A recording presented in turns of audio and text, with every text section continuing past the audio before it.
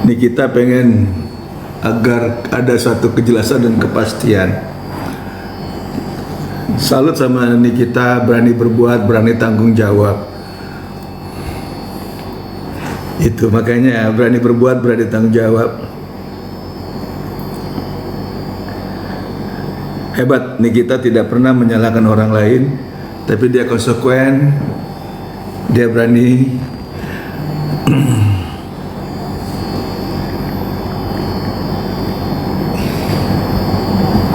Jadi ya semangat.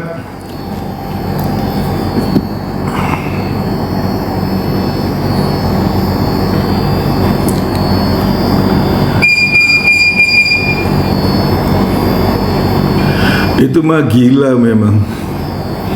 Bisa-bisanya membuat histori 3 huruf. Kacau.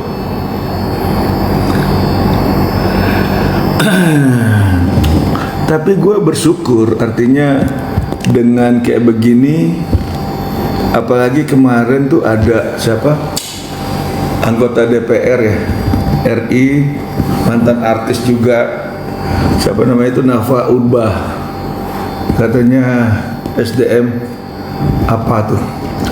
Nah bagaimana, sementara gue sama Bang Fahmi kan jelas SDM-nya.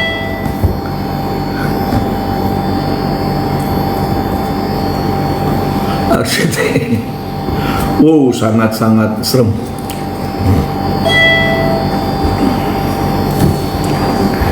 Jadi tetap semangat, jangan sampai tidak semangat.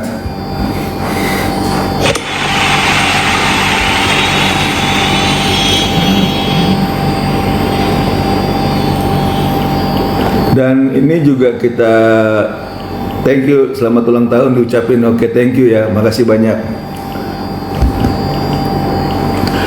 Kita juga perlu di sini lurusin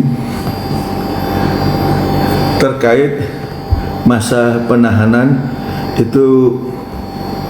Nih kita kan sampai kisaran September, karena paling tidak prediksi persidangan masih sekitar, kalau diambil per minggu, satu minggu, mungkin sekitar 7 kali lagi lah. Nah kita mudah-mudahan setelah itu ada satu kejelasan. Namun yang lebih penting itu terkait ahli yang akan dihadirkan oleh pihak jaksa penuntut umum, dan itu besok. Besok saya pasti hadir di PN Jakarta Selatan. Kebetulan juga itu akan menarik. Happy birthday, oke, happy birthday to you. Karena akan menarik dan kita akan lihat bagaimana pintarnya seorang Nikita Mirzani untuk merangkai pertanyaan-pertanyaan kepada ahli. Nah, karena kenapa dia kan sebagai terdakwa, sebagai orang yang disangkakan, yang didakwakan. Kalah di pra-peradilan itu biasa saja. Karena kalau pra-peradilan itu kan menentukan adanya suatu cacat formil. Dan yang kedua, kita tahulah pra-peradilan ini kan ada kepentingan. Apalagi dalam hal ini namanya pra-peradilan itu kan pihak kepolisian. Jadi bukan hal yang apa istilahnya, bukan akhir dari segala-galanya. Justru kita nanti sudah dapat barang bukti. Apa itu? Semua rangkaian bukti-bukti saya sudah lihat, ya, sudah lihat pada saat di pra-peradilan. Nah, jadi kalaupun nanti dilanjutkan kasus ini sampai di persidangan, kita sudah mempersiapkan langkah berikutnya. Kita kan ada instrumen hukum yang disiapkan negara. Nanti terkuak kebenaran itu gitu loh.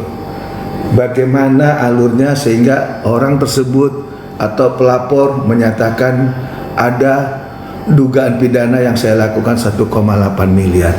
1,8 loh. Itu bukan angka yang main-main, 1,8. Dan 1,8 itu dikatakan terjadinya di tempat dia, di Double View Mansion Padahal nggak begitu. Awal peristiwa saya dituju sebagai kuasa hukum itu di Bareskrim Mabes Polri, Jadi seperti dalam persidangan pra peradilan sudah jelas diterangkan apa daripada tim kuasa hukum saya, baik dari PPA Pradi ataupun dari pihak Bapak Wayan Mustike. Di situ jelas Bapak Wayan Mustike juga ahli juga jelas bicara bahwa lokus atau peristiwa itu bukan cuma satu, tapi ada di Polres Bogor, itu namanya masuk Polda Jawa Barat. Mabes Polri, Mabes Polri itu pada saat pelapor melaporkan Lukas Simoni di Mabes. Lalu yang ketiga ada Polda Bali, yang keempat ada Polres Badung. Jadi ada 3 tempat, Jawa Barat, Jakarta, dan Bali. 3. Nah, kita baca nanti peraturan daripada Kapolri. Kalau ada lintas wilayah, ya, lintas wilayah ada Jawa Barat, ada Jakarta, ada Bali. Wilayah mana yang bisa mengambil kasus ini? Nah, itu nanti semua akan terkuak, akan terbuka.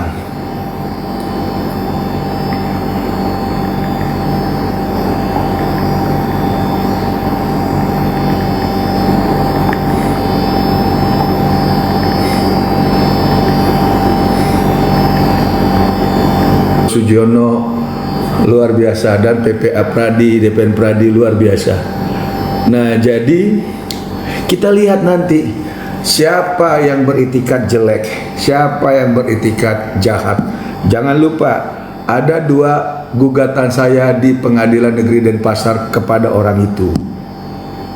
Cek dong Wan Prestasi di Pengadilan Negeri Denpasar ada 2 yang saya ajukan gugatan, dan lalu itu terkait PJH, perjanjian jasa hukum. Semuanya ini semuanya ini diawali oleh adanya jasa hukum dan surat kuasa, gitu loh. Nah, jadi saya jelasin di sini supaya itu media-media, apalagi yang komentar-komentar, pengacara kena batunya, aduh Tuhan Allah di surga. Pengacara kena batunya, ya terang aja, jujur, coba jujur lah para pemeriksa saya, coba jujur aja, jujur. Saya butuh kejujuran, aparat hukum jujur, ayo jujur.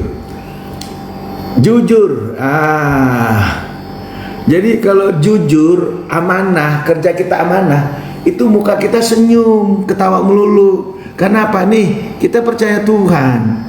Kalau kita percaya Tuhan, apapun Tuhan izinkan, mau badai, mau topan, mau segala macam. Nah, apalagi kalau cuman media-media yang goreng-goreng nama saya, apalagi pakai viti-viti. Aduh, saya sudah buat somasi sama kalian, tinggal tunggu tindak lanjutnya. Gitu aja, kok repot? Gitu loh. Oh, percuma dong. Betul gak? Parah? Iya. Ada teman-teman DPN Pradi itu, Siddhartha, siapa lagi? Ridwan Ae, Dr. Marlas, Dr. Hendrik Jahaman, Waketum DPN Pradi. Lantas juga ketua umum kita ada Bapak Oto Hasibuan. Lah, kita kan bawa marwah advokat, gitu loh. Ya, jadi silakan saja. Kita akan berjuang, kita akan perjuangkan. Langit boleh runtuh, tapi keadilan tidak boleh sirna. Itu loh.